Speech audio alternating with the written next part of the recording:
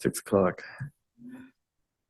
It's 6 o'clock, so I'm going to call the Landmarks Commission to order. We'll start with the Pledge of Allegiance.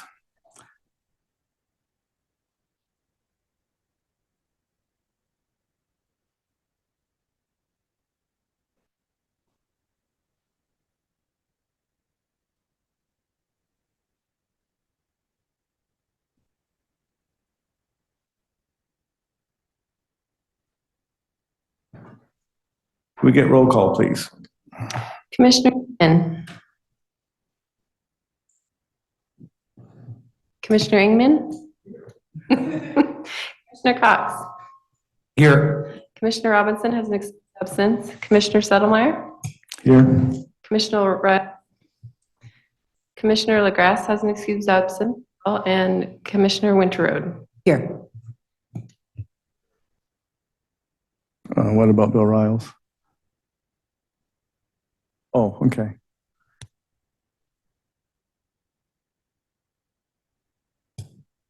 Next on the agenda is approval of the minutes. Did everyone have a chance to look over the minutes from last month? Is there a motion? I'll move. Move to approve or move to approve? Okay, there's a motion to approve the minutes. Is there a second? I second the motion. All those in favor say aye. Aye. All those opposed say nay. Motion passes. Next is business from the public. Here's Bill. Do we have anybody that was signed in for business from the public? Is there anybody in the audience that would like to speak during business from the public? Is there anybody online that would like to speak for business from the public? Okay, hearing none. We're going to move on to scheduled business. Next on tonight's agenda is a quasi-judicial public hearing regarding planning file HI 0424, an application for substitute materials to replace the existing siding with fiber cement siding at 906 11th Avenue Southwest. This is a continuation of a hearing from May 1, 2024. Have all commissioners received a copy of the agenda packet materials, and are you familiar with them? Yes. Yep. Okay, I have as well. I call to order this quasi-judicial public hearing at 6:03 p.m. If you wish to testify, there are 3 options available, which were described on the commission agenda. Do any members wish to declare a conflict of interest? Do any members wish to report an ex parte contact? Do any members wish to report a site visit? I drove around there yesterday again. And I drive by there sometimes going to and from work as well. Do any members wish to abstain from participating in the procedures? Does anyone wish to challenge the participation of any commission member in this hearing and decision? If attending virtually, please turn on your camera and raise your hand to be called upon, or if you're attending by phone, please unmute yourself and state your name so you can be called on. At this time, I call for a reading of the meeting procedures. Good evening. I'm David Martineau, Planning Manager for Current Planning. For those wishing to testify, please be aware that you must raise an issue with enough detail to afford the Commission and parties an opportunity to respond to the issue if you later want to raise the issue on appeal to the Land Use Board of Appeals. Testimony and evidence must be directed toward the approval standards staff will describe or other criteria in the comprehensive plan or development code which you believe to apply to the decision. If additional documents or evidence are provided by any party, the Commission may allow a continuance or record open to allow the parties a reasonable opportunity to respond. Failure of the applicant to raise constitutional or other issues relating to proposed conditions of approval with enough detail to allow the local government or its designee to respond to the issue precludes an action for damages in circuit court. At this time, I call for the staff report. Good evening, Commissioners. Alyssa Schrems with the Planning Department. So I brought my beautiful slideshow back for you guys. This is the same one, just to get a refresh. So this is HI 0424, Historic Review for Use of Substitute Materials. Notice was mailed back in April, and the meeting has been continued to date certain, which is today. It is a de novo hearing, so you will use the testimony that you received at the previous landmarks meeting, as well as any testimony received today to make your decision. This is the house here at 906 11th Avenue Southwest. The siting in question is the cedar shake siding that you see, the cedar panels that you see on the building. These are the criteria you'll be using to review, which are 7.170 through 7.210. The applicant proposed two different sightings seen on this side of the slide. Option 1 is the one on top, and option 2 is the bottom one. And that's how they're referenced in your staff reports as well. We did start with 5 options for which way you wanted to go. Staff does recommend option 4, which is approved citing option 2 with conditions of approval.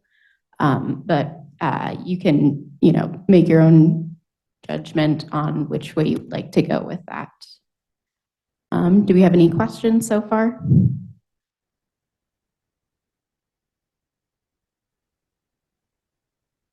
All right.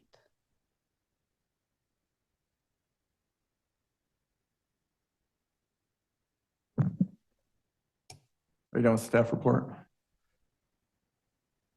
That was the staff Okay. report. Do any commissioners have clarifying questions regarding the staff report?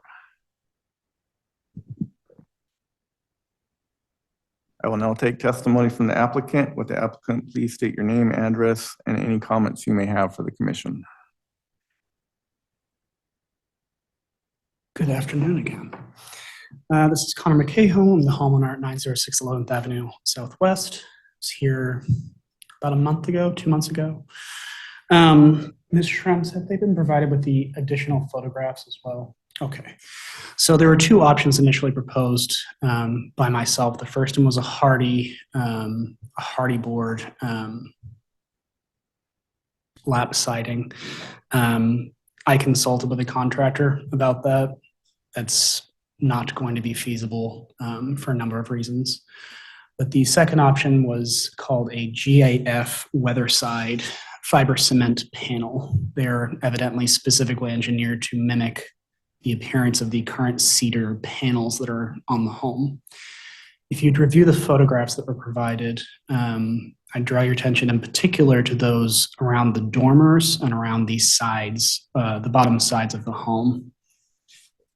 If you look at the photographs of the dormers, you'll see, unfortunately, the window casings themselves appear to be in poor shape, and the cedar siding is also suffering. It appears from, I imagine, weather damage over the years. There's additional photographs of the lower portion of the home and specifically close-ups of some of the cedar. You can see chunks of it are either misshapen or have just fallen apart. Now, the last time I was here, I mentioned that I'm not a contractor by trade, so I'm a bit at a disadvantage as to what would be required. So what I did is I reached out to a bunch of contractors and got their opinions on things. So first, the goal at this point is not to reside the entire house, but instead to replace the shingles or the panels, those that are severely damaged, specifically the ones around the dormers, the ones above the garage near one of the windows, and a lot of the ones on the bottom where they're exposed closer to the ground. If I had to estimate, I would say around 20 to maybe 30% of the siding, primarily on the side that gets the brunt of the weather would need to be repaired or replaced. Now, I realize that the intention of the historics registry is to maintain the historic integrity of the appearance of the home as well as the materials themselves. So in doing so, I asked the contractors about materials that were available. Big Dog Painting was one of them. He didn't actually give me a written quote. He just told me it would be extraordinarily expensive to repaint the home. That was because of the lead paint. I later found out that a large portion of the home actually doesn't have lead paint, fortunately. So we contacted McClinton Painting. Now there'd be two portions of the project, replacing siding and then having it painted. They actually told me they can't do the carpentry work, or not that they couldn't, but they wouldn't do the carpentry work, partially because of the materials and partially because of the lead paint. So we reached out to another individual, Straight Edge LLC, I believe is the individual, who talked about, yes, I can get that cedar. However, it's a specialty product, and he didn't give me a number. He just told me it was very pricey. Fortunately, there's a GAF Weatherside product that is 14 5/8 by 32, if I'm not mistaken. Those are the fiber cement panels that intentionally mimic the look of these cedar panels so it doesn't create continuity issues in the home. Those are available locally. I believe Home Depot carries them. I did see a letter to the board with a number of options for cedar that could be sourced locally. I looked into those, and they are not the same product that I have. They were very thin, or I guess not thin, but not wide shingles. They're small shingles as opposed to the panels. So they're quite frankly not the same product, nor would they look the same. They would have a lot of breaks in them, which is different from the continuous look of the home at the moment. The last time I believe it was asked what the reveal was. The reveal is not uniform. It is off by an inch, half an inch, depending on where you're measuring. But on average, it's about 13 and a half inches of reveal. So the GAF siding would be able to accomplish that, and again, prevent the home from deviating from its current appearance. Well, aside from it wouldn't have shingles that have rotted as part of the appearance. So those are the steps we took. As far as the pricing is concerned, I know the GAF shingles are $153 a bundle. If math is right, those bundles are about 33 square foot of cover, or excuse me, square foot of coverage. I'm not sure how many we'd have to purchase, but we'd be able to fix the home and keep it looking the same as it currently does, but alleviate the deterioration problems I'm seeing in the home. I'm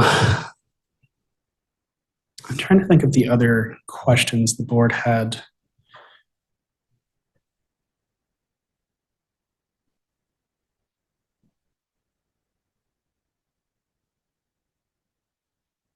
I think that's the vast majority of them. I'd also note that my wife found a chunk of the paint that actually fell off in the mulch a couple of days ago. So at some point, the house is going to need to be repainted, and that's going to require them removing the lead, which is just something I'm going to have to bite the bullet on. But in order to do that, I'd also have to replace the part of this siding, be that with actual cedar, which I've been told the contractors can source at great expense, or with something that looks extremely similar. Does the commission have any questions that I have not addressed? I have a couple of questions. I'm a little bit confused about the lead paint. So is the material that needs to be replaced, does that have lead paint? Some of it. So And you have a contractor that'll do that with the GFG, the GAF weather side. GAF, but not with Cedar? It's not that they wouldn't do it with cedar. It's just several of the one of the contractors just told me we won't do the carpentry, which would be the replacing of the things. The painting they would do, they just wouldn't replace things like the damaged window frames, which would be wood. They wouldn't be substitute materials. So they wouldn't replace it with anything? That they told me their carpenters wouldn't do it. That was McClinton Painting.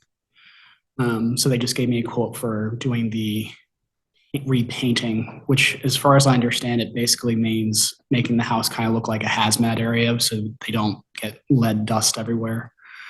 So it's so then it sounds like you've reduced the project scope, which I appreciate. Significant. I think you've I have to. looked at that significantly. Yeah, 20 or 30% is much lower than 100%.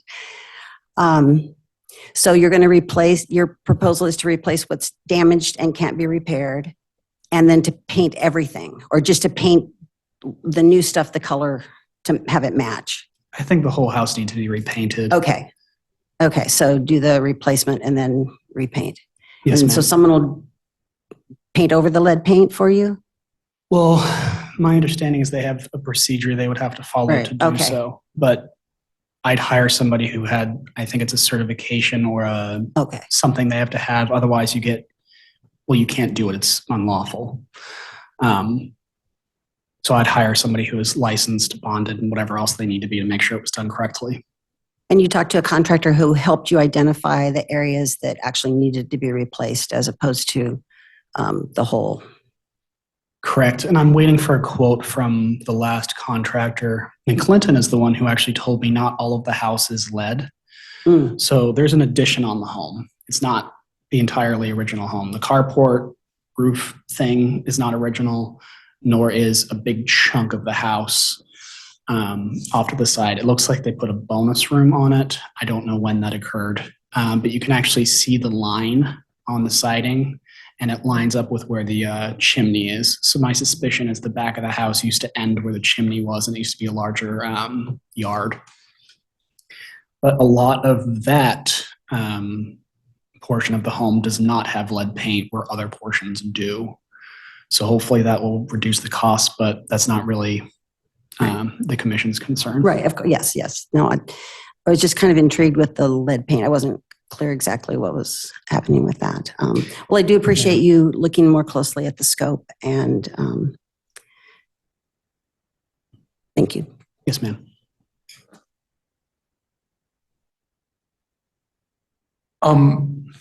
Just quick question about option number 2, siding. Yes.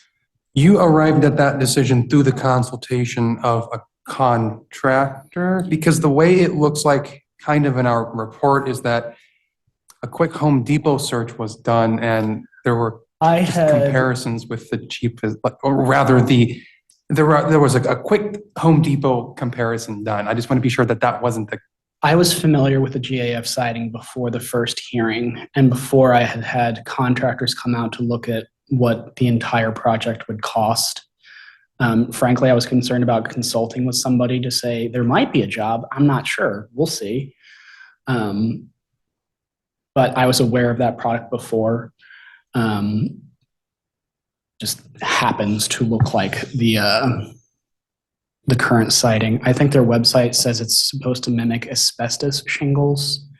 Mine are cedar, fortunately, not asbestos, which would be a whole other host of problems. But no,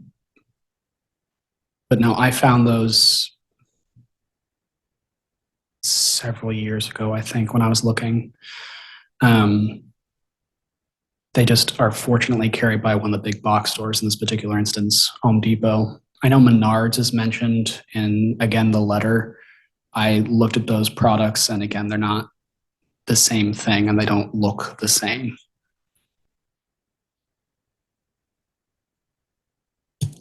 So you mentioned panels. Yes. Is the existing cedar siding, was that done in panels or are those individual cedar shakes? My understanding is that they are panels. If you look at the actual siding, it does not have, well, if you get up close to it and look at it, it does not have breaks in between the shingles that are uniform. There are portions of it, and if you look at the photographs, you can kind of see it appears to be continuous or significantly larger than the couple of inches or several inches that the shingles would be. Now, I can't tell you for certain without tearing them off the house, which of course I'm not going to do, but it notably looks different than, for instance, my in-laws' house, which does have cedar shingles. It's a distinctly different appearance, at least to my eye.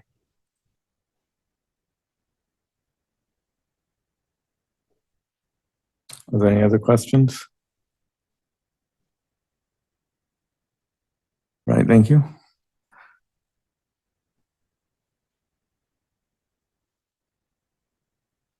We will now be taking public testimony. I will now call upon those who have registered to speak during this meeting. We have no one registered.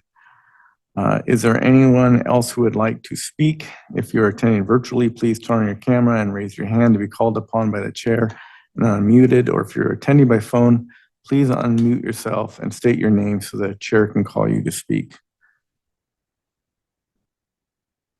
Do you know one? Does the applicant have any rebuttal testimony? No, okay. Does any staff member wish to respond to any testimony presented? No additional information at this time. Does anyone have any procedural questions they would like to raise at this time? I declare this public hearing closed at 6:22 p.m. Does the commission wish to deliberate on this case? Yes, okay. Let's deliberate. Go ahead.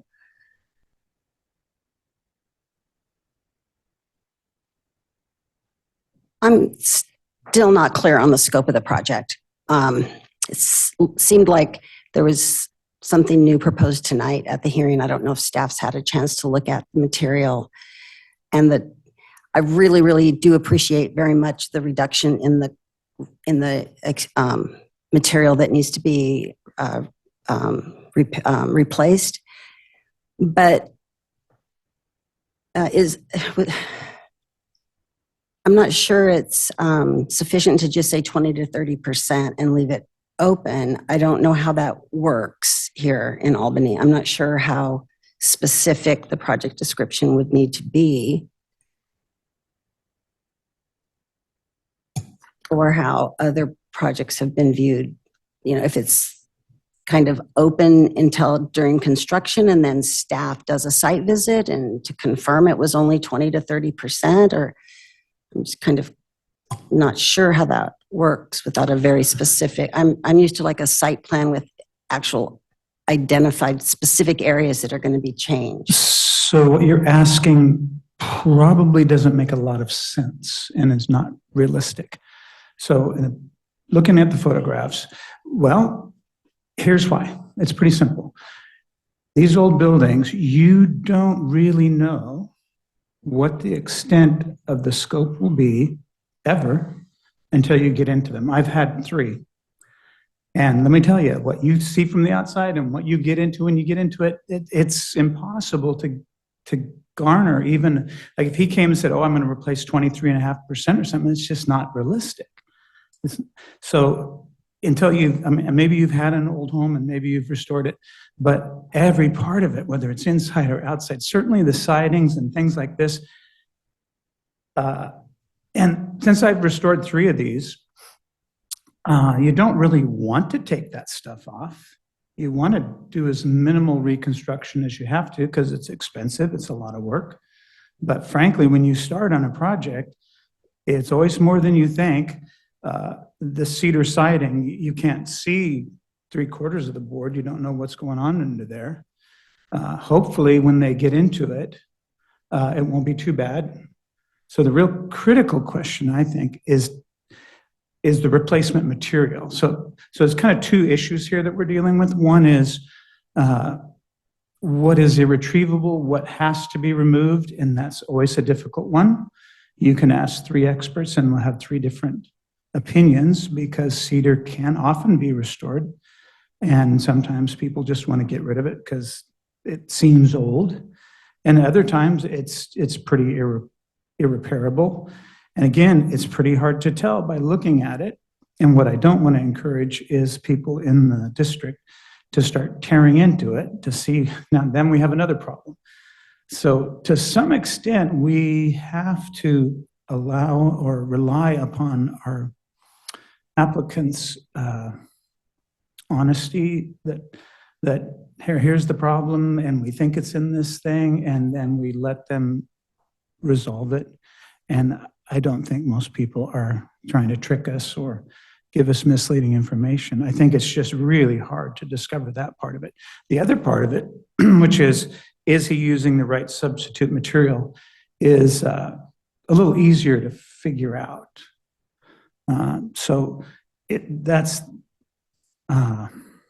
You've very carefully asked questions since you've been here that hit upon really difficult issues.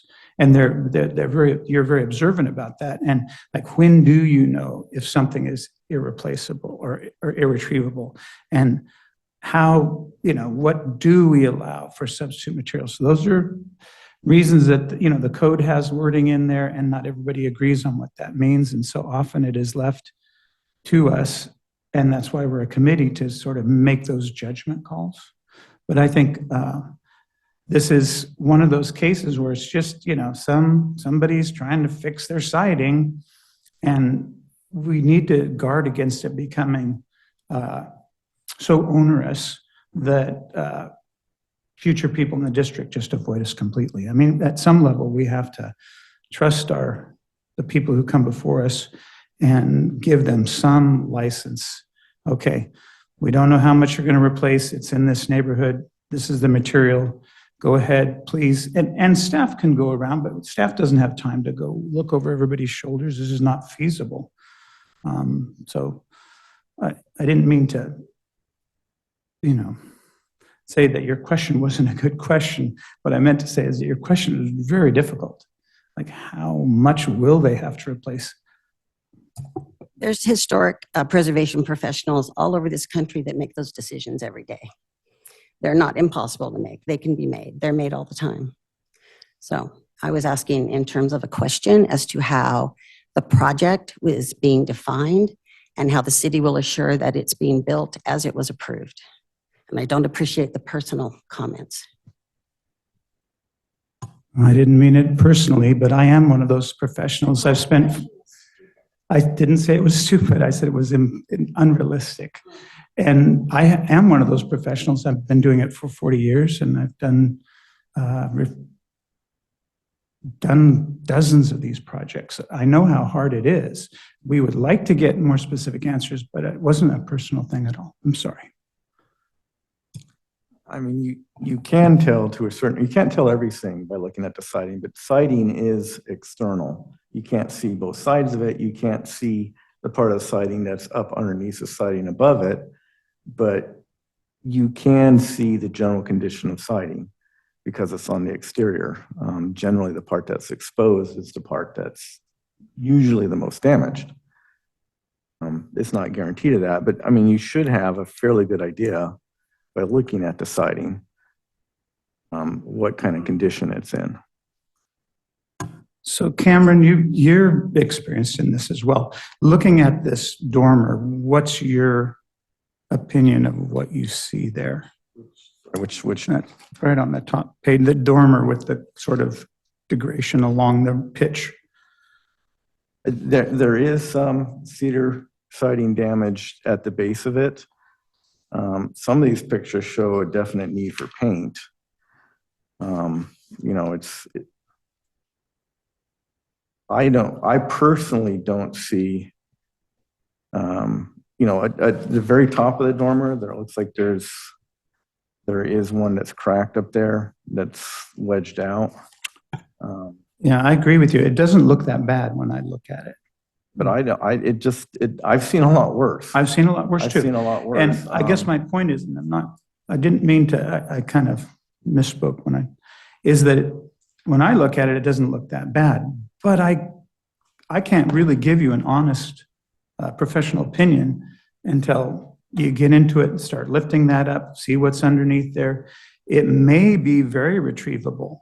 One of the houses, first house I did was this kind of siding, and it looked terrible when we started, and we ended up keeping 90% of it or more because it just was a paint issue and a flashing issue more than it was a siding issue.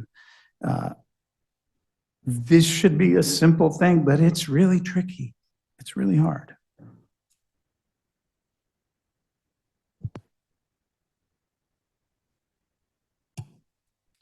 Just just commentary is that I guess I too feel that just visually looking at it, it doesn't seem to be a severe problem.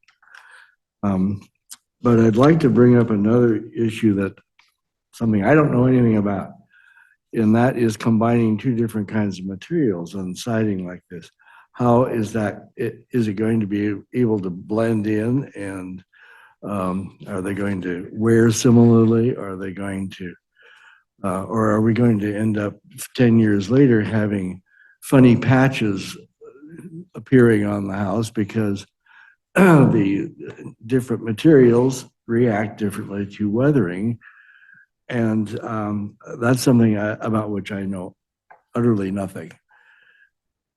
Can anyone enlighten me? I was wondering the same thing. Yeah, again, I agree, that's an issue, and it's really difficult to say. The other thing you notice about looking at these photographs is it looks like the windows were replaced at some point and they're now vinyl. Or at least that the vinyl, looks like a vinyl window to me. And so often homes do, and historic buildings reflect different numbers of iterations. I've never worked on a 100-year-old building that didn't have 4 or 5 things in it, that different additions or changes of materials. I mean, it's common. And so go ahead. I just want to say there are a lot of, moving variables here.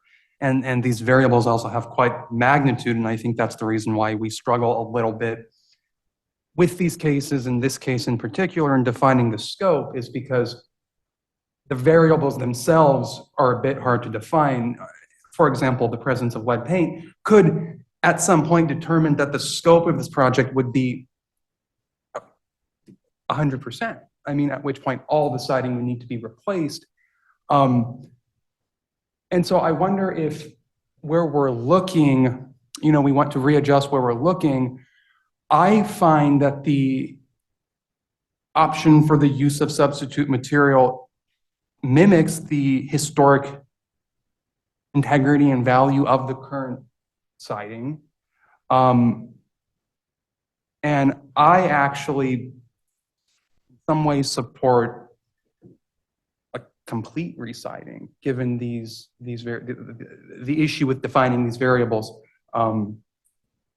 So the law on as far as I understand it, and I'm pretty up to speed on it, so for the exterior lead paint issues, they're not an issue unless you start to atomize or work on it, saw cutting, sanding, and you do have to be certified in the state of Oregon with the lead remediation certificate in order to do that kind of work.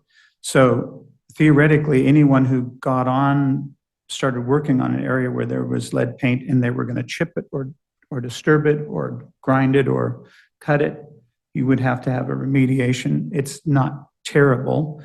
If you're not touching it, or if you're just spraying over the top of it with another paint, you don't have to do anything.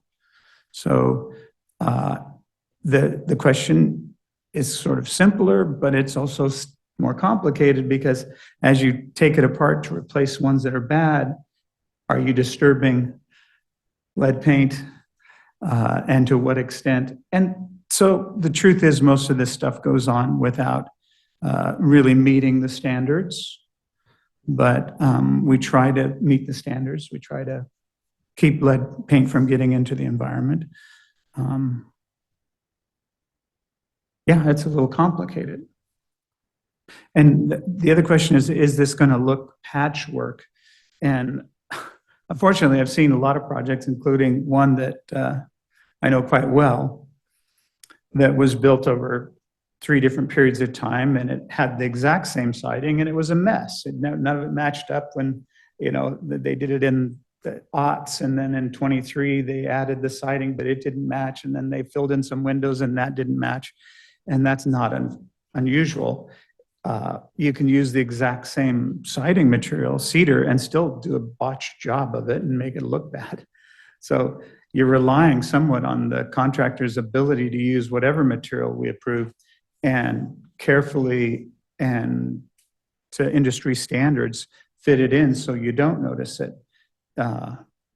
Unfortunately, you have the material and then you have the installer's ability to work on these old buildings and really match that in. That's one of the reasons you see a lot of contractors who specialize in our districts, because it's not easy to repair half of the siding on a building and keep the other half and make it look right. I think it's possible. So, yeah, I don't know that there's clear answers to any of this stuff. So one of the concerns I have is there's 2 eligibility requirements, and both of them have to be met for substitute materials. The first is it's damaged beyond repair. And I mean, that's a tough judgment call because we're mostly looking at, applicant, testimony and then pictures.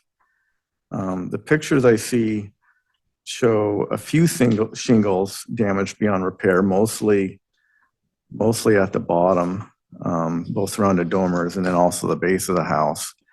But the majority of them, at least by picture, do not appear to be beyond repair. They appear to need painted. So that's one part of it. The other part of it is that the use of original materials would be cost prohibitive.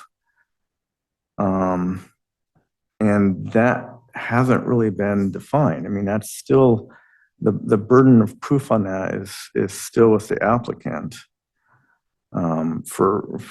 Just because I was curious, I went on to Home Depot's website. They had boxes of cedar shingles for, I think it was about 30% more than the hardy plank stuff, and that was for a 25 square foot area.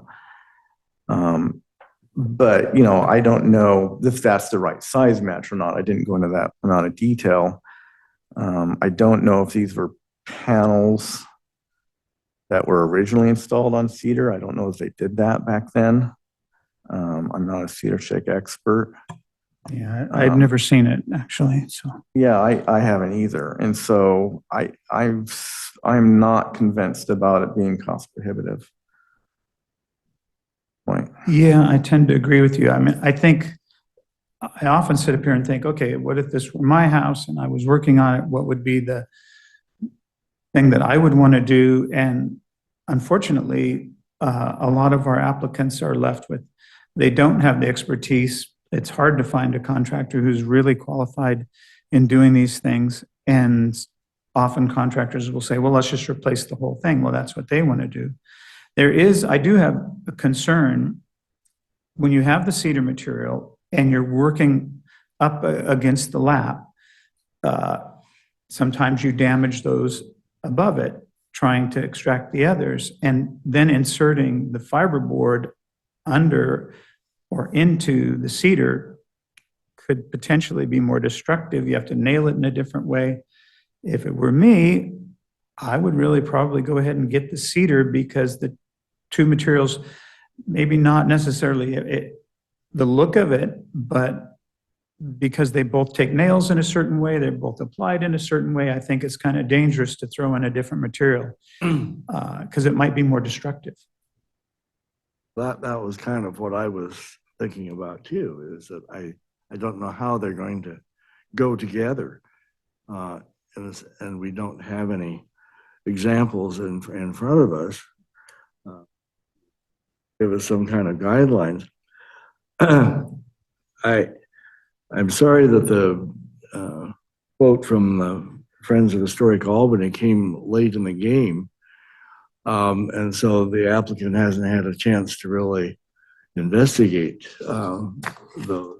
But he did apparently have some opportunity. But it surprises me that they would have supplied what sounded from the applicant as though it was essentially erroneous information. I don't know whether case that these other possibilities are truly not compatible with what. From what I understood from the applicant was that they compared materials and arrived at option 2 as it mimicked the way the current material looks, and that, at least from what they were able to look at in the Friends of Historic Albany letter, those materials presented did not mimic in characteristic, in nature, the current material. I also noticed the unclarity. That's what I got from that. I wasn't able to look at every material as presented in the letter from Friends of Historic Albany. I do agree that it came kind of late. But I do also want to acknowledge that it seems to me the applicant has gone to incredible lengths to ensure that they're checking every box in this process, and that the material they're presenting here is up to our standard. That's at least where I am at. Yeah, you bring up, Mason, you bring up the critical point. What I might choose to do if I were doing it myself and what the law says we're supposed to are probably two different things. So just because there might be an ideal way to do it, and as Cameron says, what is economically unfeasible? That's our term, what is? Well, I think the candidate has demonstrated that there's damage to the original material in the image that we got. So I am referring to evidence here when I'm making this. Yeah, no, I was referring to the cost being prohibitive to use the exact material. And that is something that's a little bit missing from this.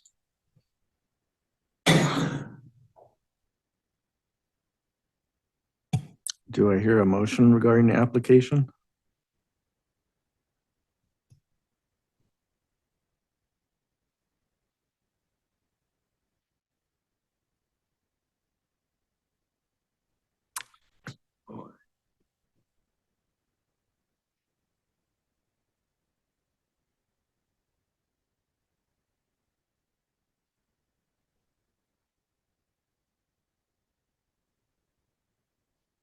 I guess we keep discussing it.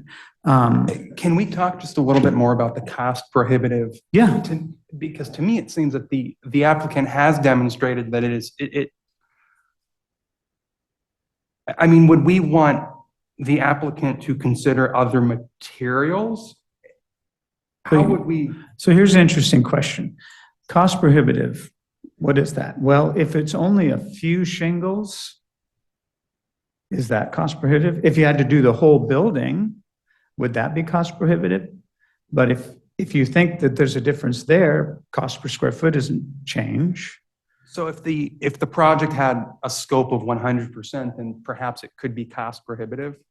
Well, if it's cost prohibitive, then isn't it still cost prohibitive even if you're doing just part of it? I think that the cost prohibitive, I've never seen a great definition of what that is, but it has to be commensurate to the whole project is expensive. Owning these buildings is expensive. So at where do you hit this threshold where it's cost prohibitive? Well, if a material is double a material that would work, is that cost prohibitive? I mean, Cameron, you and I have batted this question around for how many years? And I don't know, where do you come down on what cost prohibitive means? Yeah, I mean, it's a gray matter because it's ultimately up to us to determine what that is. As though cost prohibitive, it needs to be up to the applicant to say it's cost prohibitive and why. The burden of proof is on the applicant. It's not up to us. Right. And I agree. just haven't seen that done in this case. I just haven't seen the evidence to go, oh yeah, this is cost prohibitive. Yeah. Typically, what is done is, we get more information. Well, here's 3 different options, and this is what it costs. And over the scope of the project, which you brought up quite well, is we don't know what the scope of the project is, and does that figure in?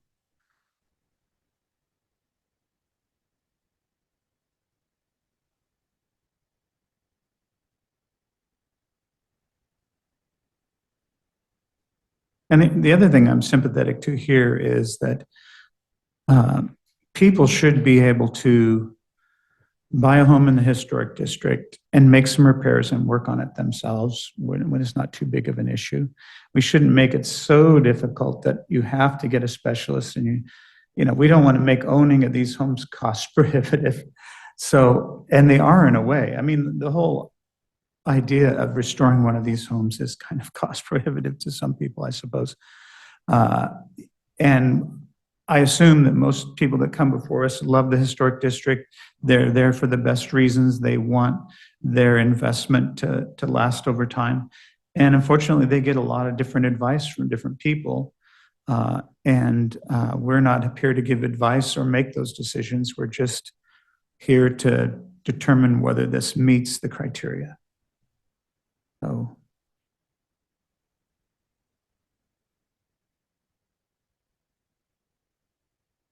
It's a tough one.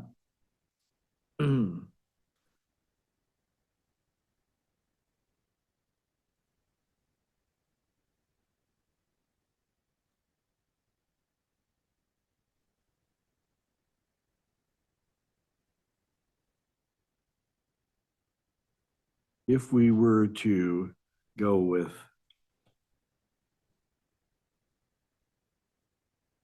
option 4 on the recommendation of the city staff, what conditions might we wish to? I think that's a great question.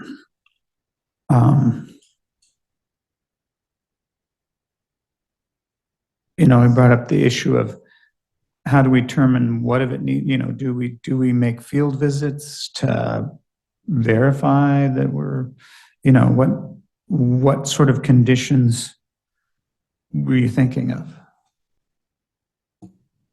Well, I wasn't thinking actually of what you just suggested, but more of do we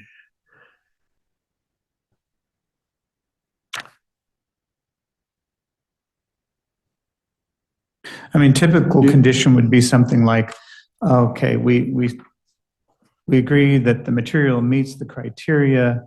The applicant should make all due care in assuring that when the siding is replaced, it meets the coursing and of the existence, so you don't have dramatic, but how well we enforce that is another matter. Well, that's another matter, and I wasn't thinking of that matter Okay. at this point in terms of condition. But they might specify, for example, that this is to replace materials that are beyond repair, not to do a wholesale residing, and that an appropriate paint job should be also done, because that is obviously a protective measure in one instance. And in fact, smooth over, so to speak, some of the other questions that we have here about juxtaposition of material. Well, I like the direction you're going because it strikes me of common sense. Okay, we're going to approve this or we're not going to approve it. And then if we approve it, we approve with these conditions. And a lot of those could be just common sense. Make sure it's painted correctly, make sure that the coursing matches, make sure that the material blends as well as possible. And then at some point you have to trust the applicant is going to follow through to the best ability that they have. So how do we craft such a, Well, just Such like conditions. that, I suppose if everybody, like if we each would, if anyone has any, so are we headed toward approval of this or denial? Or, I mean, if we're going to approve it, then maybe we should look at what each of us think should be as a condition. What conditions do we care about? that is my inclination. I'd be happy to hear others. Do we want to do a straw poll of where people are at on this? You're the chairman, I'd be fine with it. So Richard, you're in favor of approving with additional With conditions? conditions. And same. I'm still leaning towards denial. Bill? I think I'm going to be the deciding vote again. I hate that. I'm inclined to approve it with conditions. Cassie?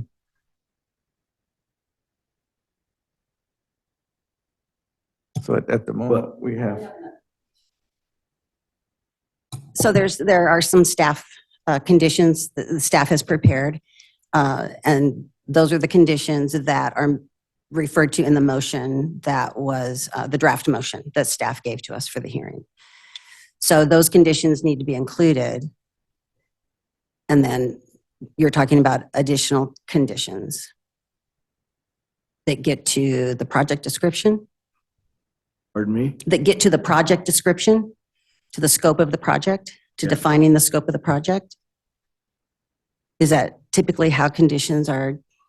I don't know. I'm as new to this as you are. In this place, yes.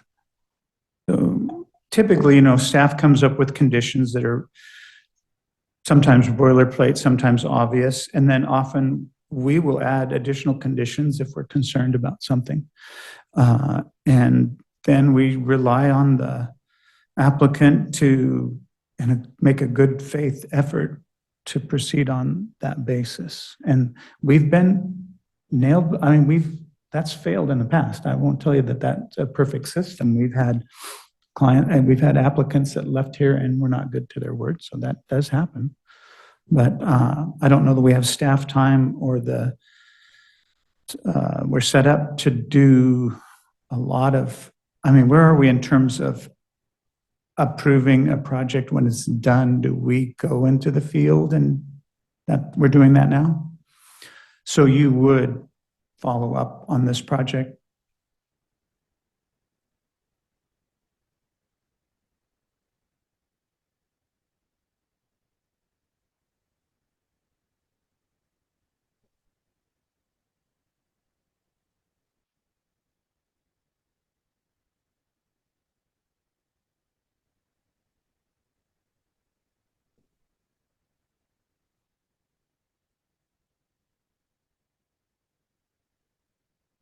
And so that, it should be noted, that's a relatively new thing, and that's really good. I'm very glad because so many times we've made all these conditions and then we don't I have back it to up. observe as a relatively new resident of Albany that my perception is that if there are problems with the administration of a landmarks decision, that it's comments from others, either members of the Landmarks Commission who observe something or members of the public who have caused something to be noted and perhaps corrected. And I've been troubled by that. well, fortunately, staff is now doing the inspection on the historic, which is good because they did not used to do that. So that is Yeah, a big improvement. I do hear that, and I hope that can continue, yes. And the staff visit seems to be the mechanism for the ambiguity associated with some of these projects. Kathy, I also struggle with the scope, and I would like, or I think it would be helpful to have some sort of chart, or something that shows what specifically are we talking about in terms of where on the building. But it seems to me that that condition of approval, the site visit by staff is the mechanism whereby we answer that ambiguity. At least that's what I find. Well, the staff visit is just inspecting the work that's already been done. That's, I'm confused. I thought you were saying that a condition of approval was that there was a final historic Yeah, so a final historic inspection is I go out and verify that the work done was completed based on the plans submitted. That's So, what I'm talking about. yeah, the applicant tells me what they're going to do, and I verify that they actually did what they said they were going to do after it's That is the done. mechanism I am talking about. Yes. And the sticking point for us is, can we send someone out to survey that ahead of time to determine the exact extent? And that's where it gets difficult. Who asked for that, Bill? Who wants that done? Um, How did, that's the only way you could determine what percent of the, either windows. I think it can be determined through a visual inspection. I think that the applicant has done that. And that a month ago, he was uncertain, or I'm sorry, the applicants were uncertain as to the extent, and they listened to our concerns and talked to a contractor and looked at it much more closely. And they are now saying that 20 to 30% is what they estimate would need to be replaced. I didn't hear anyone on the commission ask for a survey to be done beforehand by commissioners or staff. And I accept that 20 to 30% on face value. Sure. Because it's so hard to determine otherwise. the 20 to 30% would mean at least the equivalent of one full side of the house needed to be replaced. And again, I don't see the photo evidence that supports that. Yeah. That's something I struggle with. So could we condition it to say that materials that are found to be degraded to the point of, no longer having a useful life are the only thing that can be removed and repaired? Well, and then the issue is he's talking about replacing it with panels. So if there's like one or two shingles that need to be replaced, then you're changing out a whole section because it's that whole panel.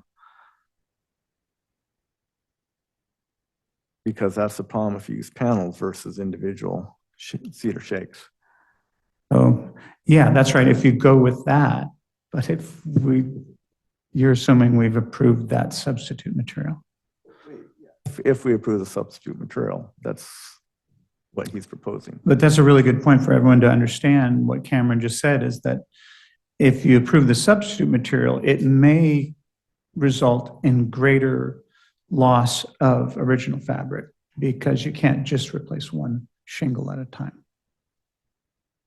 And therefore, that works against it being cost prohibitive because, yeah, maybe if you use cedar, you have half as much material you have to use.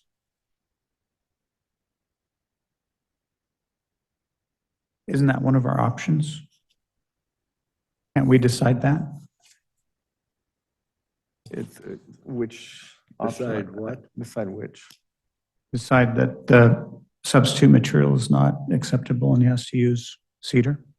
Well, yeah, that's basically option 5 to deny it. Oh, well, don't we have to approve? So do we deny it or do we approve what you're doing on the basis that you don't use substitute? If he doesn't use substitute materials, he doesn't even need to be here? Is that what you're saying? Correct. Yeah. If you don't use substitute material, this is an application for the use of substitute Yeah, I materials. guess you're absolutely right. Substitute Yeah. materials, then there's nothing for us to decide.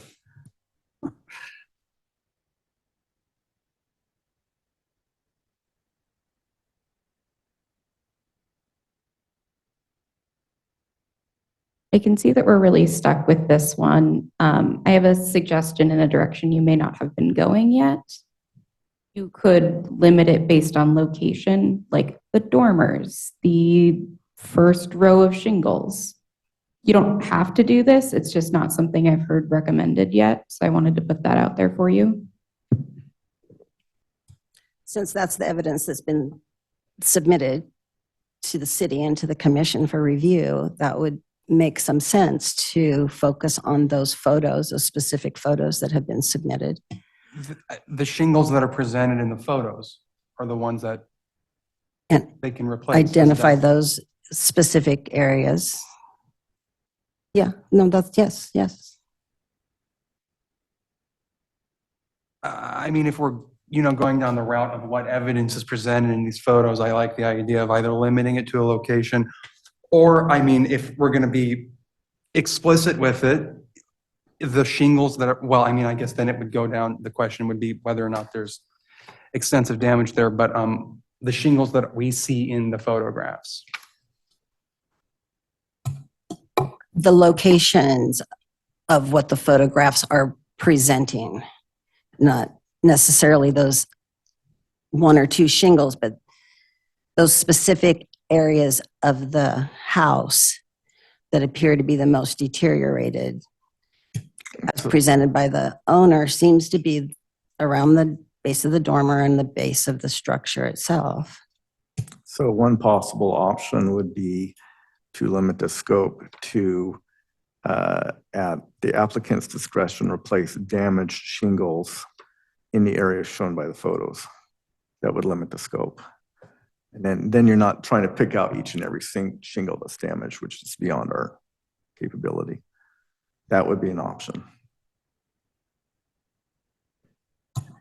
Yeah, I think you're right. I feel the more I look at this, I feel like, again, if I were doing it myself, using the original materials might be less expensive than trying to use the big panels, because you're going to end up being less destructive and removing less material and therefore having to replace less material.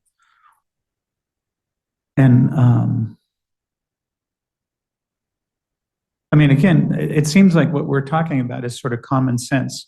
Don't tear apart, if it isn't broke, don't fix it, is kind of the bottom line in historic preservation. If you don't have to tear it apart and replace it, don't, repair it in place, paint it, caulk it. It's been there 100 years, it's still there, that's sort of common sense. And that gets back to my proof of it being cost prohibitive that I Yeah. really struggle with. Yeah, me I too. do feel that it may be cheaper to do cedar than the panels as a composite. And without hard numbers to look at, this option versus this option, 2 columns. Well, unfortunately, I've had a lot of experience and I run into contractors who just give false information. They say, oh, that's too expensive. You don't want to go that way. In fact, that may be bad advice. And sometimes we get people in here who have been told things that are erroneous. And, but I haven't made a site visit. I haven't inspected it. And we don't see what I see is not an indication. The photographs I'm seeing here are not dramatic. And if I had to fix that dormer, I would do it with actual cedar shingles, and because I would only repair what had to be repaired. It's been there many years and it's still, I have a 100-year-old cedar in my house and it looks great and performs well. But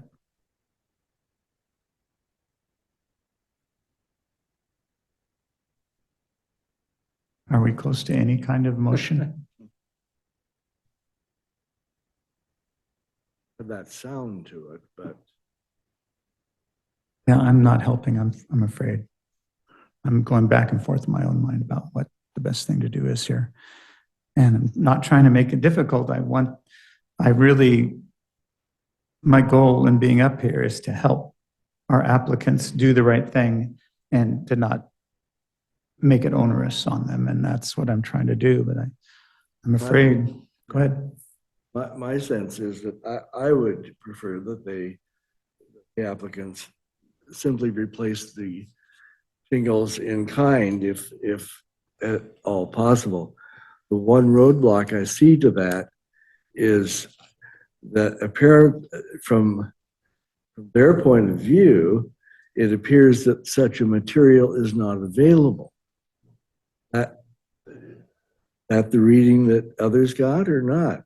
If nothing that was suggested by Friends of Historic Albany is suitable and no big box store material is suitable, what is suitable and where can you find it? Can find it, is it thus cost prohibitive? Milled in British Columbia by special order.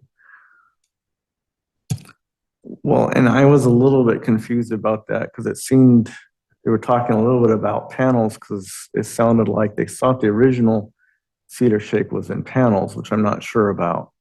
And if that's not true, if it's not panels, and you can change out individual cedar shakes instead of a panel at a time, it does seem like just changing out cedar would be cheaper. So I was not real clear on that myself. And the other thing is that those panels, if they do exist, if they are solid cedar, can they be split off? I mean, very often you can section of a panel and replace it with a single. Wait, I mean, yeah, if you look around at dormers, there's single pieces there. You know, obviously you're not gonna have a panel because it's not wide enough. So, you know, whether you did panels of composite or panels of cedar, if they exist, you would still have to split them up some either way. No. And so that was a point I didn't understand, is like, well, if there were panels, is it a different relief than what's there? Sickness may be an issue potentially. But I still was not real clear on that. Because, you know, most cedar shakes are of course tapered. But beyond that, I don't really know.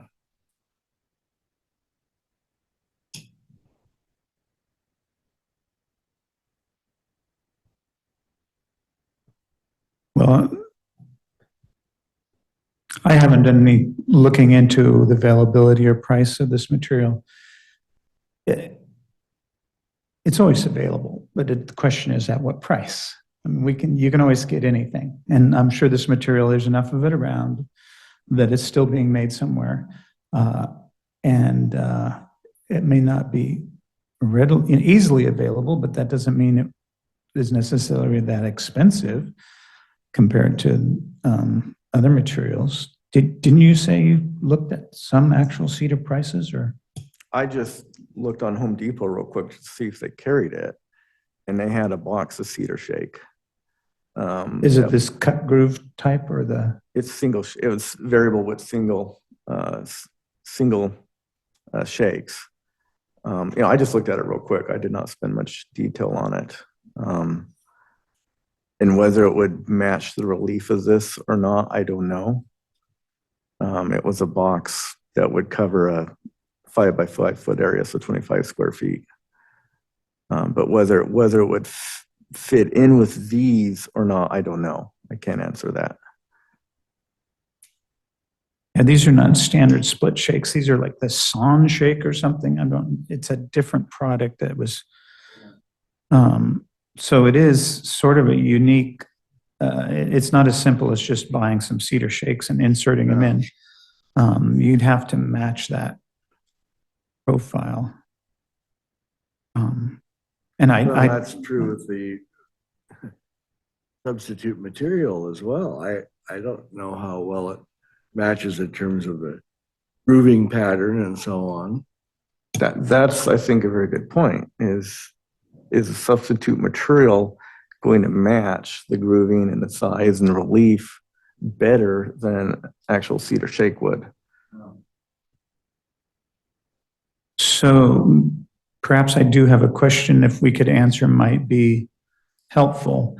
When they say they're in panels, does that mean long panels or multiple coarse panels? Because that's two very different things. If it's just a material that comes in longer lengths that you're inserting one at a time, then that would be a material that you could use without a lot of destruction of the good material.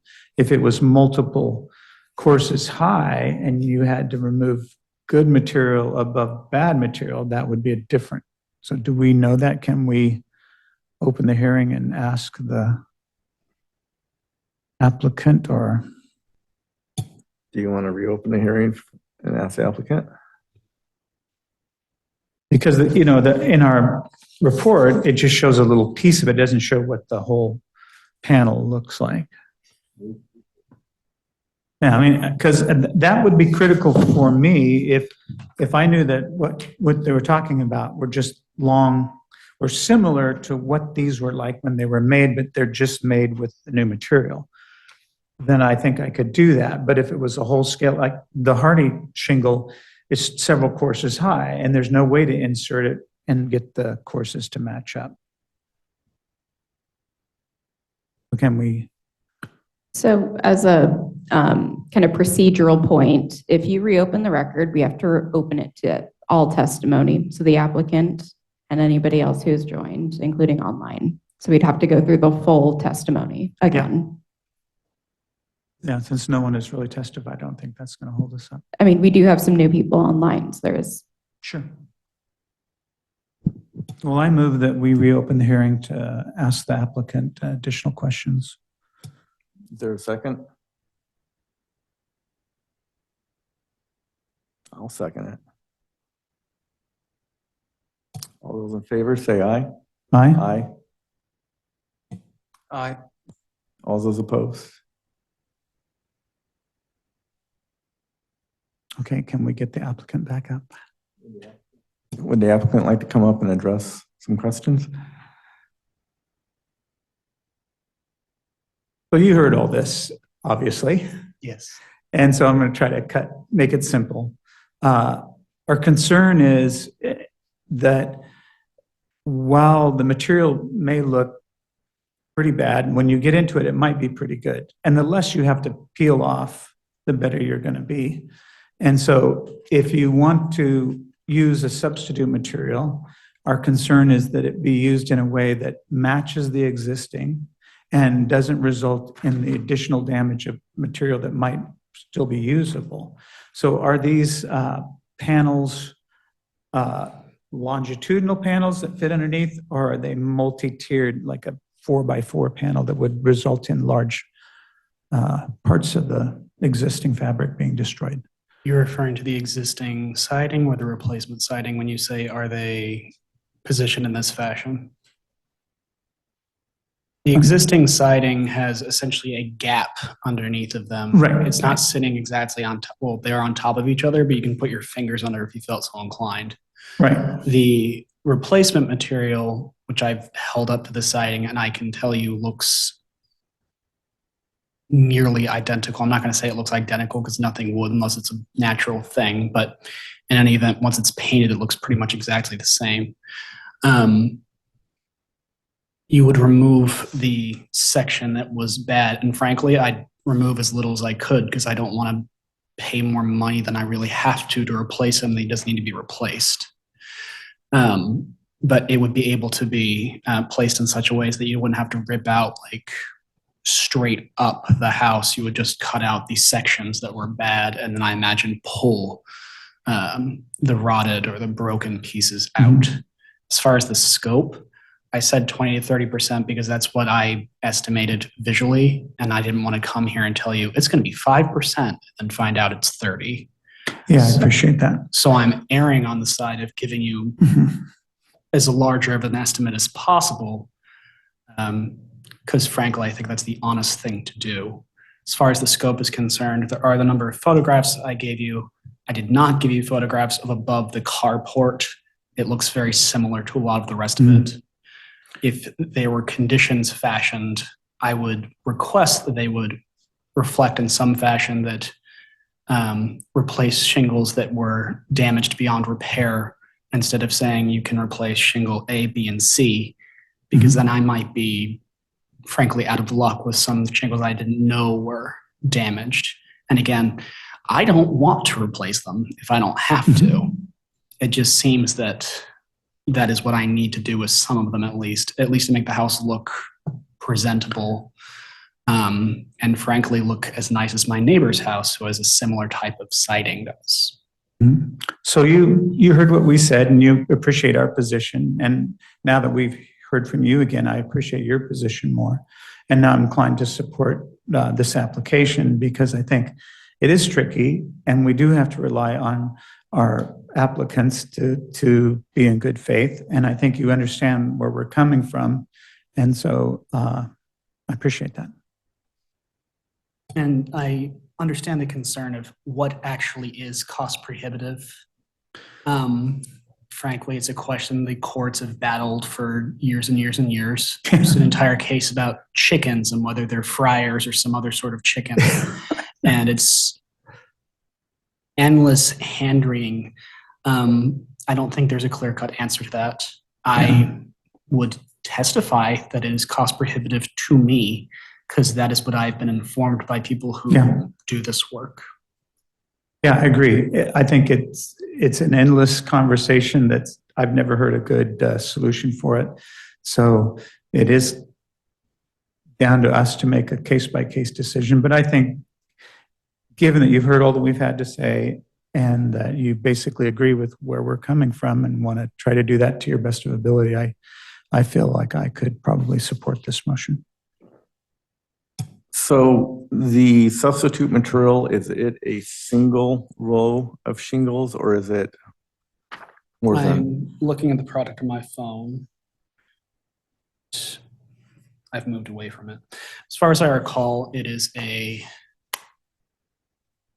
14 5/8 inch tall by 32 inch sheet. Yeah, so Now- basically it's a single row.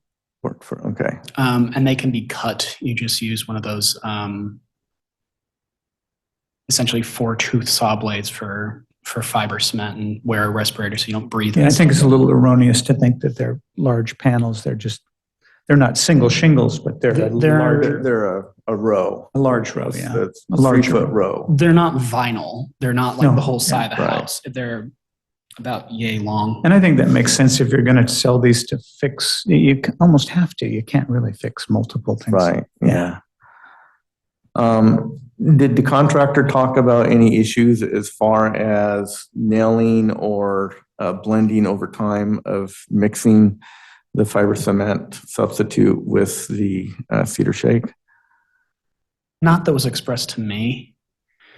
I made it clear that I don't want it to look like my house is made of a quilt. I want it to blend as closely as possible, which is why I leaned toward the product that I suggested initially. And I would frankly just have to trust the contractor that they were going to do the job correctly. Yeah, it's difficult even when you're using new materials with old materials to get them to blend. Right.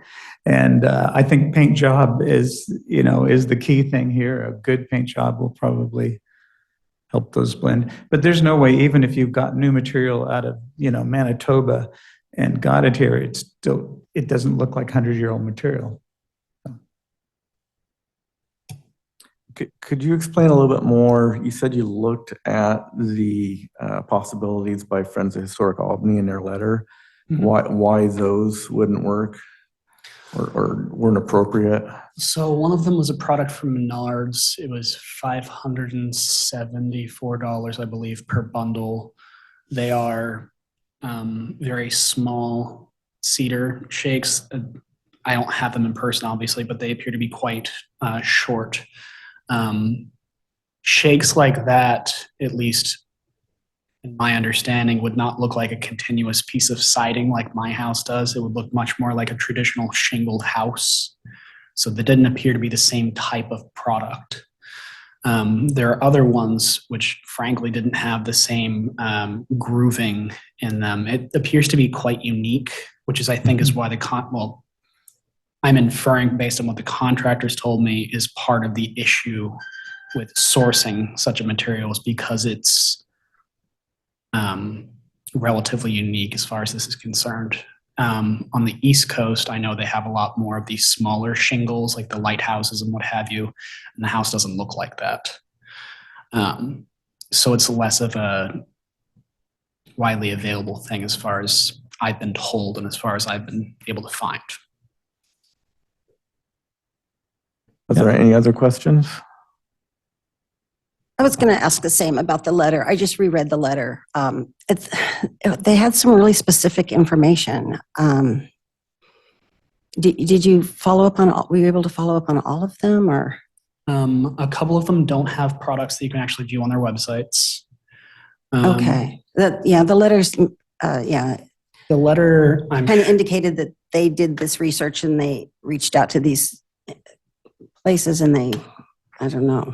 So, okay. I looked into the products and to me, they do not look the same, mostly because of the size of the materials and sometimes based on the characteristics, regardless of the size of the material. I couldn't find all of them because they're not all available online. But I also know because I live in the home what it looks like. And I know the products that I looked at don't appear to be the same material unless they're applied in some fashion that makes it look like a continuous cedar shake, which I assume something of that nature must be going on, but I can't imagine it's every 2 to 4 inches. Okay, thank you. Are there any other questions? Thank you.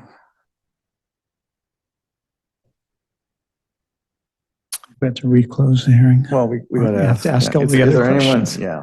Is there anyone else who would like to speak? If you're attending virtually, please turn on your camera and raise your hand to be called upon by the chair and unmuted. Or if you're attending by phone, please unmute yourself and state your name so the chair can call on you to speak.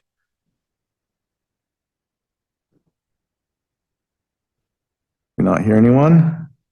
Any rebuttal testimony? Staff wish to respond to any of the new testimony presented. Is there any procedural questions? Okay, I declare this public hearing closed again at 7:22. Do we wish to further deliberate on this case? I'm good.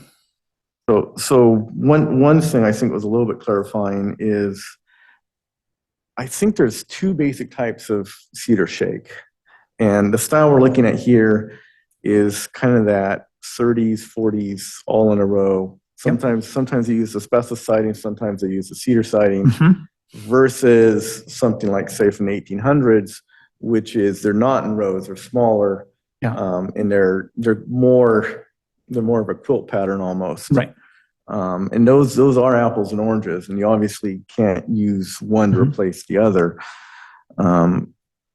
I guess I'm a little bit surprised that there's no one that makes replacement cedar shakes for this style, because this is on a lot of houses from the 30s, 40s. Yeah, late 30s, early 40s. Probably it's 8-year period or or something. more, somewhere in there. Anyway, I've seen a lot of houses. There's a lot of it. There's a lot of them out there. And it's very distinctive. Very distinctive, and they're, I believe, pretty similar to this one. I'm surprised there's not something out there that it addresses this, I guess. Yeah, and I didn't look, so I don't know. Right. I could support the project with, as long as there was a way that a condition could be crafted that could somehow limit the scope and that could include the staff inspection requirement prior to occupancy. You do that prior to occupancy or final inspection. So as a clarification, I believe the staff visit was proposed as a condition of approval. If it is not, that was left off in error. Okay, so we can include that because it's, I've seen it. Yes, Okay, my intent was for that to make it in there. If it didn't, that was just an omission on my part. Okay, so that condition, the other 4 that are in the staff report from April. And then perhaps a condition this evening that simply speaks to the areas where the identified deterioration is and where replacement materials would be appropriate, as long as it's the material that staff is supporting. I'm not sure how to write a condition like that.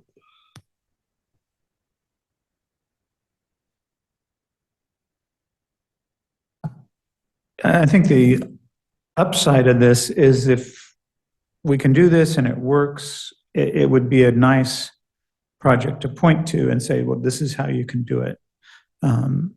Because we very often don't have good examples that we can point to help future applicants.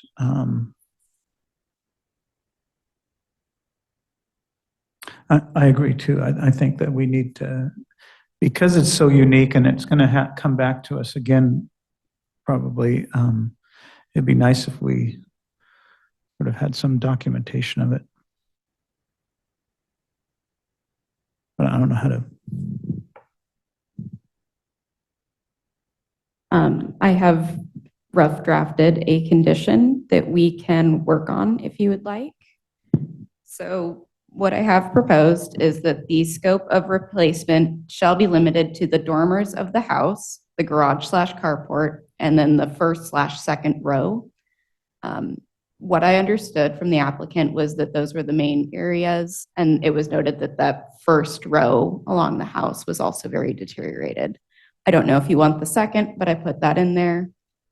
Feel free to edit. That sounds good to me because it's almost impossible to only do one row. Some of the upper ones are going to crack or something, and you can probably successfully cover it with the two bottom rows. That to me sounded like, I don't want it to be like a cookie cutter thing where we limit them to these specific ones. So does that account other ones that could possibly break that they would need to repair in the process of repairing, say, the bottom ones? I think we need or those that need repair, something like that to. You could put something in for like a case-by-case basis, and maybe he could bring me something to show me. I don't know. This isn't necessarily a normal condition we've crafted, but I'm thinking of possibilities that could get there. Well, I think you're 90% of the way there with that condition.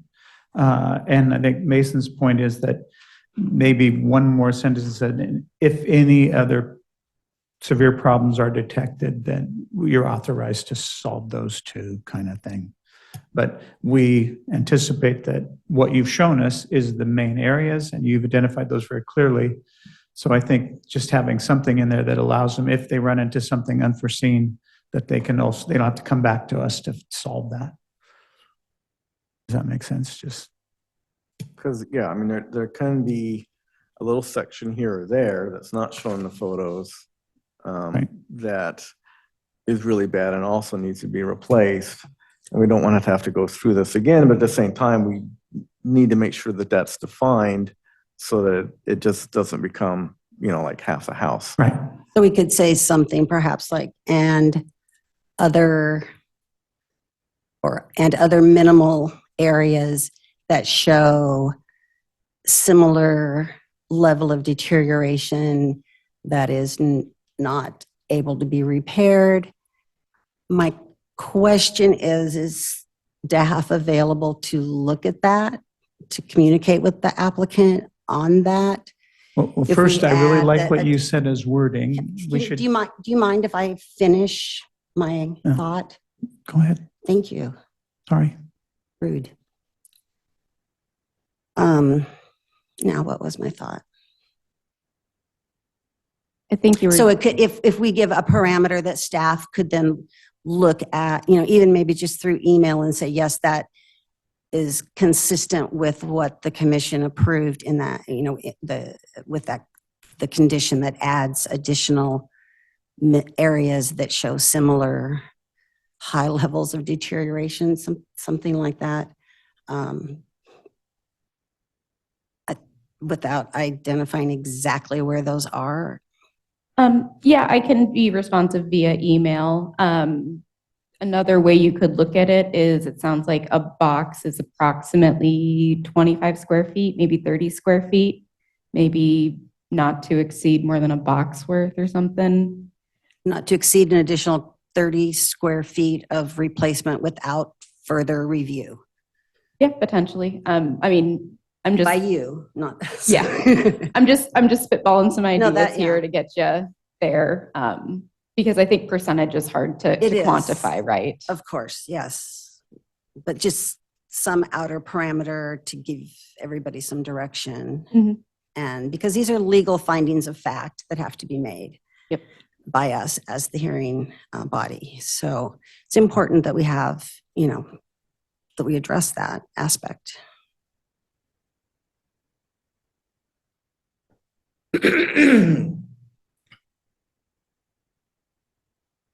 Do you want me to read back the condition that I've got written?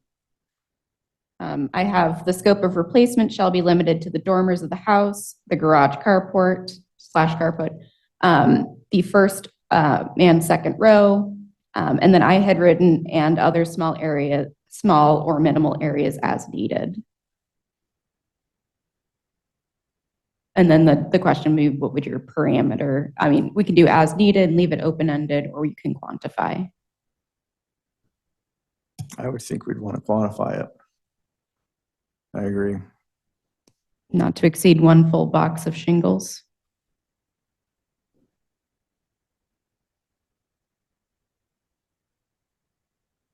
I don't agree with that.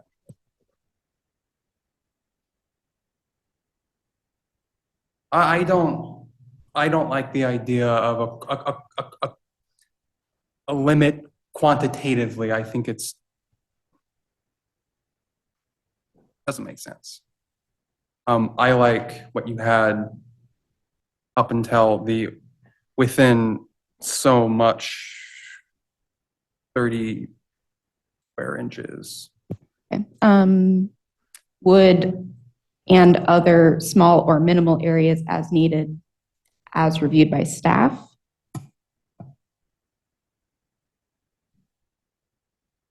Well, I think we need to get the concept in there that the other areas are equally as deteriorated as those that we've called out in the condition. So other areas that are equally as deteriorated. I don't think there's probably going to be much of that. It doesn't sound like from the applicant's testimony that there's concern about other large portions of the material that needs to be replaced. Can we then leave it at the discretion of the applicant? Well, right, with the wording that it has to be deteriorated to the point that it can't be repaired. Right. And then city staff will do an inspection to assure that that's Hey, right, after the fact, that that's how the project, right.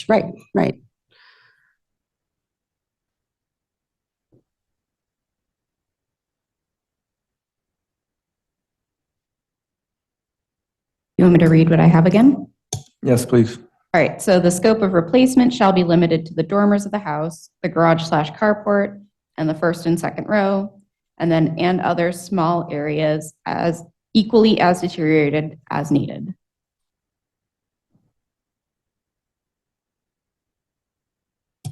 Would someone like to make a motion?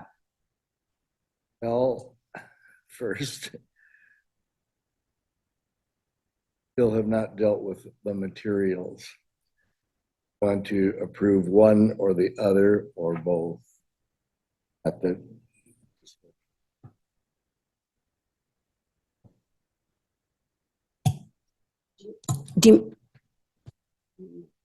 Sorry, do you mean the options that were presented, or cedar versus fiber? Yeah, I mean cedar versus. Well, if they do cedar, they don't need a permit.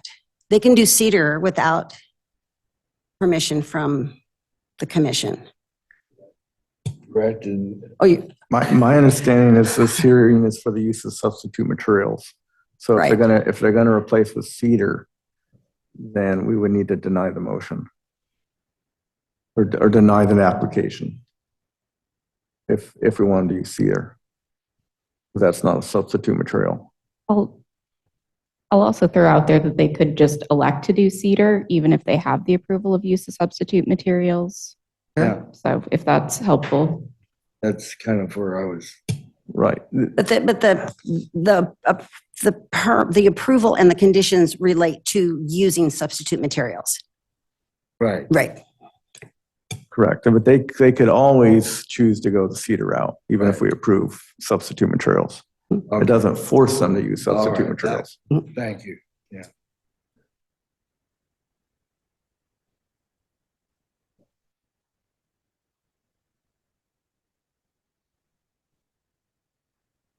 Where are we now, Chairman? We are still waiting for a motion unless we want further debate. I move that we forward as Alyssa. So that would be with the option. And does that also include the, one of the options in the staff report with the additional condition of approval then, or? Is that what I meant? I would support option 4 with the additional condition of approval as presented by Alyssa. And I move to approve the use of I move to approve the use of substitute materials for siding options 2, including conditions of approval as noted in the staff report for applications planning file number H10424. This motion is based on the findings and conclusion in the April 21st, 2024 staff report and findings in support of the application made by the Landmarks Commission during deliberations on this time. Do you want to add the other condition? With the additional condition as presented by Alyssa Schrems. Okay, Richard, did I you? second. Hang on a second, procedural here. Richard, did you actually have a motion? And if so, do you want to withdraw it? I will withdraw mine. Okay. No, that's fine. Okay, is there a second on the motion on the floor? I second. There is a motion and a second. All those in favor, say aye. Aye. Opposed, same sign. Aye. Motion carries. And then you got the little bit at the bottom. Yep. Decisions of the Landmark Commission may be appealed to the City Council within 10 days of the date the notice of decision is mailed. Right. Does anyone want a break, or do we want to go on to the next one?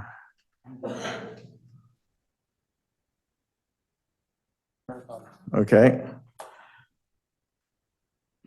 Next on tonight's agenda is a quasi-judicial public hearing regarding planning files HI 624, an application for exterior alterations for the addition of solar panels on the home at 310 7th Avenue Southwest.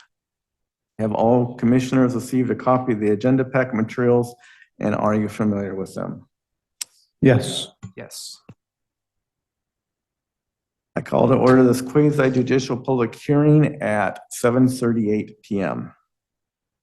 If you wish to testify, there were 3 options available, which were described on the commission agenda. Do any members wish to declare a conflict of interest? No? Do any members wish to report an ex parte contact? No? Do any members wish to report a site visit? I walk by the house all the time, and I mean, it's a pretty iconic house in Albany, so. I drove by it. It's spectacular. Yeah, yeah. I have also driven by it many times since I live just down the street. Do any members wish to abstain from participating in the proceedings? Does anyone wish to challenge the participation of any commission member in this hearing and decision? If attending virtually, please turn on your camera and raise your hand to be called upon. Or if you're attending by phone, please unmute yourself and state your name so you can be called on. At this time, I call for a reading of the meeting procedures. Thank you. David Martineau, current planning manager. For those wishing to testify, please be aware that you must raise an issue with enough detail to afford the commission and parties an opportunity to respond to the issue if you later want to raise that issue on appeal to the Land Use Board of Appeals. Testimony and evidence must be directed toward the approval standards staff will describe or other criteria in the comprehensive plan or development code which you believe to apply to the decision. If additional documents or evidence are provided by any party, the commission may allow a continuance or leave the record open to allow the parties a reasonable opportunity to respond. Failure of the applicant to raise constitutional or other issues relating to proposed conditions of approval with enough detail to allow the local government or its designee to respond to the issue precludes an action for damages in circuit court. Thank you. At this time, I call for the staff report. All right, good evening, commissioners. Again, Alyssa Schrems, planner at the City of Albany. The file before you is HI 0624, a historic review of exterior alterations for the addition of solar panels. This is, again, a type 3 quasi-judicial review process. Notice was mailed, and the public hearing before you, we will make a decision. So this is the house in question. It is at 310 7th Avenue Southwest. So the main facade of the house is facing north on 7th Avenue. And then we have a secondary facade as it's a corner lot, and that is going to be facing east towards Broad Albany. So here you can see the report that was put together by the applicant and the applicant's solar contractor showing where they're proposing to put the solar panels. These would be along the south roof of the house, and it appears that service is going to be along that eastern facade of the house, most likely due to the existing location of service.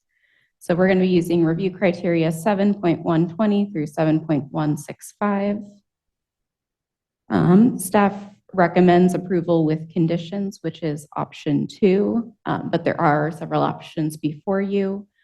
If it is not in there, one of the conditions of approval would be that final site visit by staff. So that is, I'm trying to make it a standard condition. There might be some where it still hasn't made it in, but the intent is for that to be on everything, including staff level reviews that I do. Does anybody have any questions about the staff report? So the solar panels would, from the secondary facade, that street there, would they all be visible or would only A and B be visible? One second, you'll get it. Sorry.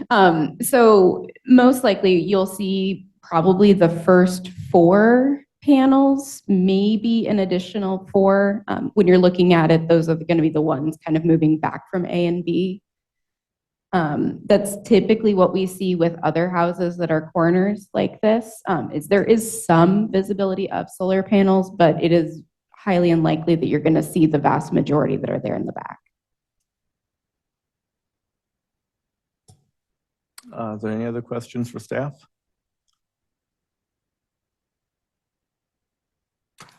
We will now take testimony from the applicant. Would the applicant please state your name, address, and make any comments you have for the commission? Anderson, I'm the homeowner at 310 7th Avenue Southwest. Oh, sure. Doesn't record well. First meeting, sorry. I'm James Anderson. I'm the homeowner at 310 7th Avenue Southwest. And this is our solar contractor, Peter Greenberg.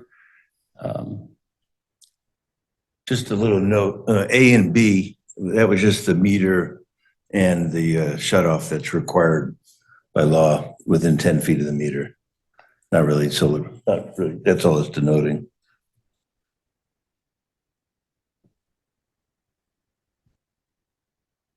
Are there questions we should be answering? Or Yeah. there's a lot of, I've noticed solar around the neighborhood.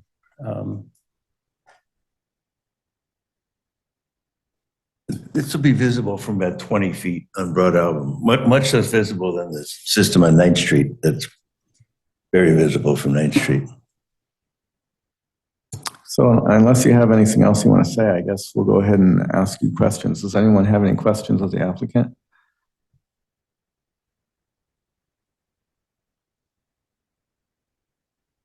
I have just 2 quick ones. The first one is the panels that are going to be up at the top edge of the roof. Are those proud of the peak of the roof, or are they below that? Below. They're below, Yeah, okay, there has to be a foot border okay. from the top of the panels to the top of the roof for fire department. And the second question I have is, there's a new meter box going in on the east side for the panels, or? No, it's existing meter. There's just a disconnect that's going to go there. Okay, so there'll be no visual modification on the actual east face of the house. There'll be a conduit coming down that's the same type of conduit as the electrical panels conduit. Okay, and that's it. There's no big panel box or anything.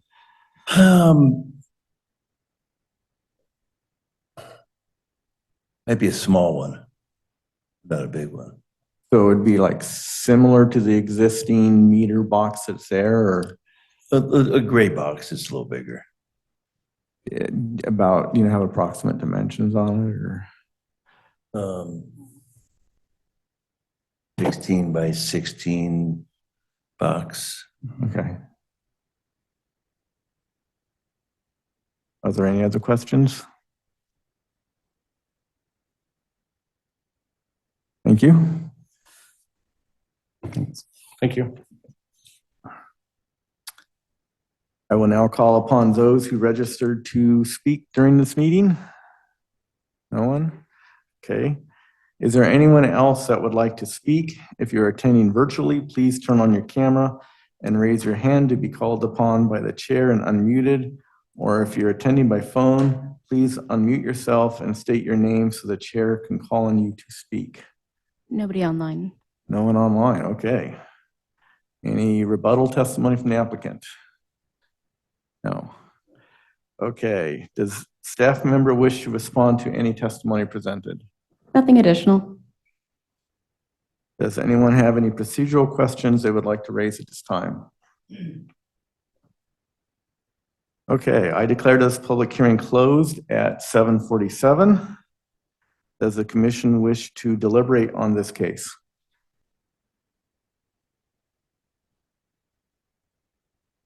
Do I hear a motion regarding the application? I move to approve the exterior alterations for solar panels as described in planning file number HI 0624 with the conditions as described in the staff report. This motion is based on the findings and conclusions in the May 29th, 2024 staff report and findings made by the Landmarks Commission during deliberations on this matter, including the additional condition planner Schrems mentioned at the beginning. We have an motion and a second. All those in favor say aye. Aye. Aye. All those opposed say nay. Motion carries. Decisions of the Landmarks Commission may be appealed to the City Council within 10 days of the date the notice of decision is mailed. Okay.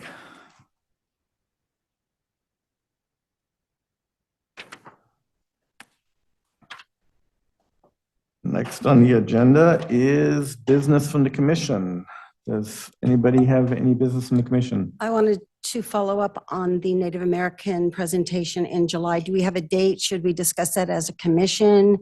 I think that Professor Lewis suggested Tuesday or Wednesday or Thursday, like something like that in July. And there are other things happening in July as well. So I don't have a good grip on what would be the best kind of week, maybe the second or third week. I don't. Let me But I get to think the maybe we calendar. should, this might be a good time for us to follow up and get a date and I can talk to him.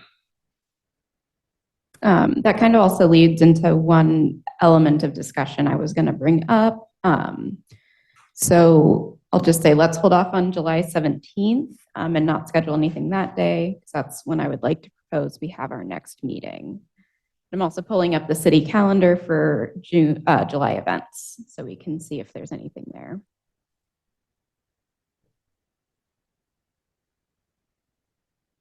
So there is July 10th, History Bites. Okay. So it looks like I think that's Friends of Historic Albany may be running that, or it's the Regional Museum, looks like. So I would not recommend July 10th. July 9th is just karaoke somewhere. July 11th is going to be River Rhythms. I would not recommend that if it's an afternoon or an evening. So then we would move on to the next week. Tuesday, July 16th is again karaoke. July 17th would be free. So if we don't do our meeting date that day, then we would be available. July 18th, Lynn County Fair, but nothing historic. Then moving on to the following week, July 23rd, karaoke again. July 24th, nothing historic. And then Thursday, July 25th, River Rhythms, Tower of Power. Oh, oh, that, yeah. So based on what I'm seeing in the calendar, Tuesdays and Wednesdays don't conflict with River Rhythms, which is probably going to be your main concern. Is there any specific one that sounds good? I'm not available on the 9th. Are you doing the history bites? That's the Cumberland board meeting night. Okay. What about the 24th? Would that work for folks on Wednesday, the 24th? 24th looks free. Are we thinking 6 o'clock? I think that sounds good. Weekday, 6, does that seem good? And as a reminder, this would be at the library. So I believe this is a city council day. Do not come here. Oh, a city council, is that all right to do it the same day? Yeah. Okay. To clarify, are we talking about having our landmarks meeting or? This is the presentation on the Native Presentation, American right, okay. uses and by the professor. Right, okay. Yes, but separately, we also need to talk about our July meeting date, which can wait until other business from commission members.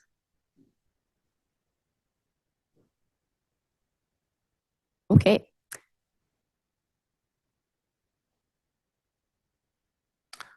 Any other business from the commission? All right, let's go to the staff updates. Okay, so number one priority, July. So our next meeting is scheduled tentatively for July 3rd, which seems like a recipe for disaster. So I was going to recommend that we instead schedule our next meeting for July 17th. So that would be 2 Wednesdays after. That work for everyone? So it's like the 3rd week in July. Sure. Yes. Yeah. Historically, we have never actually, in my time here, had a July meeting, and that's usually because the 4th of July is always right there. So, Do we know if we have any business scheduled for July? well, that's going to lead into my second item. So we don't currently have any land use cases, but we still haven't opened up our grant review process for pass-through grants. And I got a little bit of spare time this week, so I put together a proposed document that we can kind of talk through. My thought being the sooner we can get this out to the public, the sooner we can get grants in. We basically kind of want to get the ball moving because there are some additional reviews at the state level they have to go through. So all of you should have a copy, 2 copies actually. One is the application, and that should be the one with staples. And then the second one is kind of our guidelines. So under the guidelines, there is going to be one comment, and that is because we give additional consideration to the Hackelman district. This is kind of just a long-standing additional item for consideration that's been given. Historically, I think more funding was provided to the Monteith, and so to kind of provide equity, at some point, additional consideration was given to projects in the Hackelman. as a way to kind of make sure that we were encouraging projects over there. We can keep it in. We don't have to. I like that. I like focusing on the Hackelman section. Okay. I think that that has been an underrepresented and underserved part of the historic district, and yeah. And economically speaking, the demographics of Hackelman can probably use this more so than people in the Montees. I mean, it's just generalized, of course, but Yeah. the Hackelman district definitely needs encouragement in certain areas. Mhm. And it isn't to say that we can't fund Monteith projects. It's just like an additional point is given for if it's a Hackelman project. I like keeping it. Okay. So another thing is that normally it was limited to residential renovation. At one point, we talked about also opening it up to commercial. That being said, the funds we give are modest when it comes to the match. For commercial projects, it might not be viable. But at one point, we talked about just not limiting it. And if they wanted to come in and apply for the grant, have that possibility. Is that something we still want to do, or do we want to limit to residential? My thought off the top of my head would be that we give extra points to residential, but we don't limit it just to residential. We consider commercial as well. Okay. What are everybody else's thoughts? Great. I like that.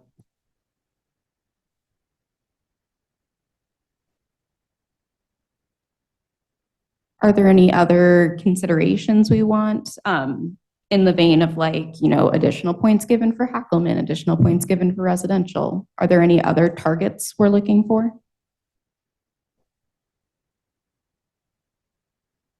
Could certain demographics of applicants be awarded points in in some sort of affirmative process, or would that out of the scope of this?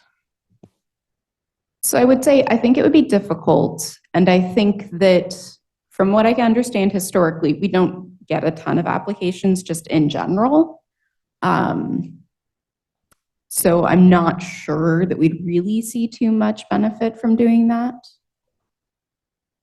I think that just the overhead of doing that might be difficult. I like dreaming. Maybe someday we will actually have to start talking about doing something like that. That would be the hope, right? Okay, and it looks like David has something. Yeah, the postcards for the mail out to owners of historic property are being created, and those should be sent to all of the owners of historic property in the city before June 10th. The survey will be open from June 10th through June 30th. And we have paper copies upstairs. We also have fillable copies that we can email to people as well if they choose to do it that way. Otherwise, they can use the postcard, go to the Survey Monkey link that's on there, or they can even scan the QR code on the postcard to do the survey that way. So it'll be interesting to see, kind of get a gauge of what the owners of historic property are thinking about in terms of historic preservation. I don't think we've done a survey like that in any recent year that I can recall. No, I don't think we've ever done a survey like that, and I want to thank staff for taking this on. It was sort of amorphous when we threw it at you, but I'm very excited to see what happens. It's almost 1,000 postcards going out. Yeah, that's great. Wow. Thank you. That's great news, yeah. I also just like the use of postcards because I've started collecting Albany postcards going all the way back to I have one from 1870, and it's a guy complaining about the tapestries he received. They weren't of the quality he wanted, and so it was a postcard going back to Portland where he said, "I want better tapestries," and he underlined "better" 3 times. And I just find this in the vein of that, so I like that. I wanted to just ask quickly about the due date. If all the money hasn't been granted by July 8th, would there be an option to allow additional, or is that a hard and fast due date for the state? Let me see here. In the renovation one, I could have sworn I had one of these. I probably do. So it says complete grant applications will be reviewed on July 17th, 2024 with additional reviews until funds are fully committed. Oh. I intended that to be that it's a rolling review, but the first round, where the majority of the money would be given, would be that date. I can work on making that clearer, because looking at it now, I can see Okay. that it could be misleading. Thank you. But yes, the intent is that it would be rolling.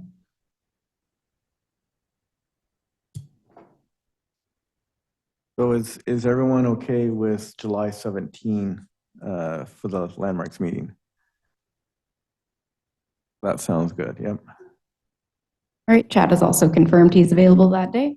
Okay.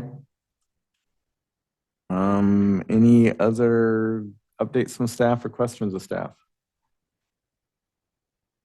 Ooh, I'm gonna have to circle back with Jay about the trees. We were still on for the tree tour in North Albany, Okay, and that's sometime in July.